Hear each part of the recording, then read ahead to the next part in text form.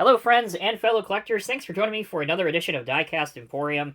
In this video, we're going to be doing an unboxing and review of the 1/32 scale JLG 154 SkyTrak Telehandler. This was produced for JLG by Diecast Masters.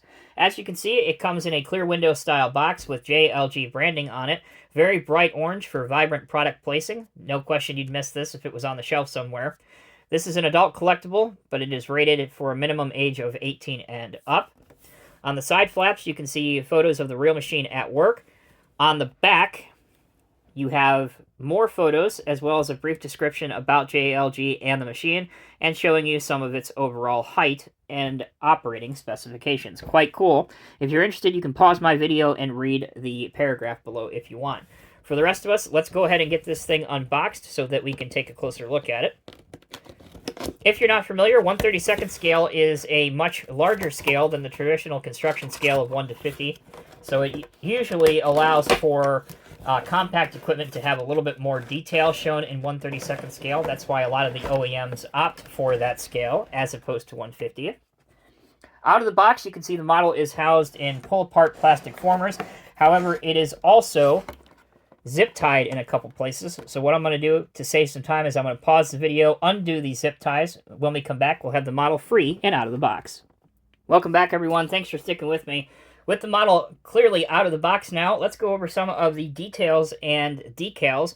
Up here on the boom, you can see it if I tilt the machine a little bit closer to you. You can see the SkyTrak logo. Up here shows you the angle of the boom, which is really quite a cool decal. I found that that's pretty prevalent on most machines of this type and cranes as well. Zooming back out. You have the JLG logo back here. These black stripes are done by Decals as well, along with this venting. That is also a decal. Back down here you have 100 or 154 for the model name. This is an open cab machine, so inside you can see the steering wheel, the operator's seat, and a couple gear levers as well. The tires are rubber, and they do have some bolt detailing, or lug nut detail, inside the hubs, along with the black axle cap. Here's a really impressive detail I like, and that's the rubber and flexible hydraulic lines going from the cylinders to the boom. Moving towards the back of the telehandler now, once again, we are greeted with a JLG decal and a black grille here. There is a simulated tow hitch at the bottom, but it is non-removable. It's just part of the plastic piece there. Coming along to the right side, here we have another SkyTrak logo on the side of the boom, another 10054. Pretty sharp-looking machine. And then moving along to the front, we can see the business end of the telehandler, which is the forks and the stabilizers. All right, those are the decals and details. Now, let's transition straight to functionality. Alright, we begin the functionality overview by seeing how well the machine rolls. Because it's predominantly made of heavy die-cast metal, it rolls quite well. This is a four-wheel steering machine, so you can operate the steering independently at the rear, or if you want full steering, you can have the front axle steering as well as the rear axle steering.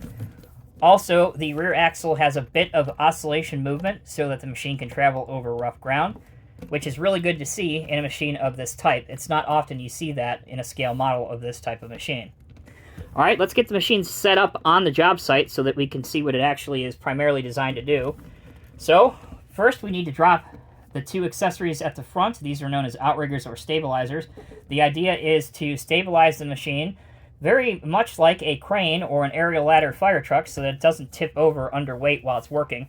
As you can see, the cylinders are strong enough that it will hold the front of the machine wheels free and off the ground for a realistic pose.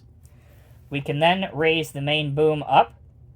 It will go up to a height of here, which is pretty excellent. In fact, it's almost off my screen. But we're not done yet. We have to telescope the different sections of the telehandler. So let's bring them out. And as you can see, this is at full extension, so there are two additional telescopic sections here. We're going to have to zoom out the camera a little bit so you can see it. I know that's a bit far away, but as you can see, that goes quite high into the air, and even at full extension, the machine is steady, the model rather is steady, and doesn't tip over.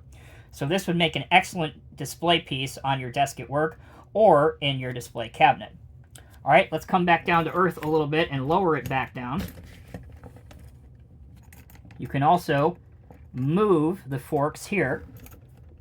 As you can see, the forks will slide a little bit and it will pivot forward and back. And you can also extend it out and drop it down a little bit too if you want. So really, all of the functionality that you want to see on this thing that the real machine does, the scale model can replicate too, which is amazing. And it's a pretty cool feat of engineering for this piece. We'll zoom back in a little bit so you can get a better view of it here momentarily. There we go. So, in conclusion, the 1/32 scale Diecast Masters JLG SkyTrak Telehandler is a wonderful model to own in your collection. At the time that I'm filming this review, to be honest with you, I'm not sure where you're going to be able to get one for sale other than possibly through JLG themselves. But irregardless, if you are a collector of cranes or telehandlers or forklifts or even construction equipment, I would definitely recommend, if you're able, tracking one of these down and adding them to your collection. That'll do it for this video. Thank you all so very much for watching. If you enjoyed it, let me know down in the comments section below. Also, if you take a look at your screen right now, you will see a couple links for some suggested videos that are similar to this. So chances are, if you enjoyed this video, I highly encourage you to check those out as well. Last, but certainly not least, if you are new here, please hit that subscribe button. It is absolutely free. It ensures that you don't miss a single upload that I do, so please be sure to hit the Diecast Emporium subscribe button. Thanks again for watching. Until next time, take care, be well. I'll see you in the next review.